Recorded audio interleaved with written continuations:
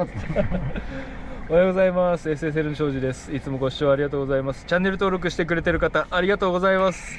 ちょっとモチベーションすごく上がっておりますということで、おはようございます。あきらです。お願いします。ということで、今また波がねあちこちボンバーってことで屏風ヶ浦のマリーナの方に来てるんですが、波ないです。なんで、屏風ヶ浦の方に行って入っていくんですが、その前にイメトレ、ちょっと自分たちの動画でイメトレをしているところです。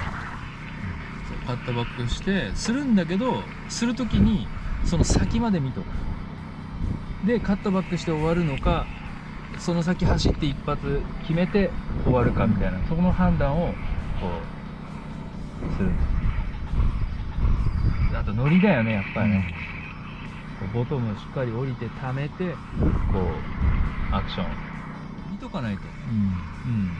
そのカットバックで終わるのもかっこいいし、フィニッシュ一発決めてもいいし、どっちでもいいんだけど、俺はその先が張ってきたから少しでも距離走りたいから、それだからになるから、そっちの方と思ったから、ちょっとね、この先が張ってくるから、ほらこれね、その辺をうまく使い分けて、あとボトムターンしっかりこう溜めて、で開放って感じ。まあそんな感じでイメージできたからイメトレでできると思うんで、今日見せてくれると思うんで、楽しみにしていてください。よろしくお願いします。お願いします。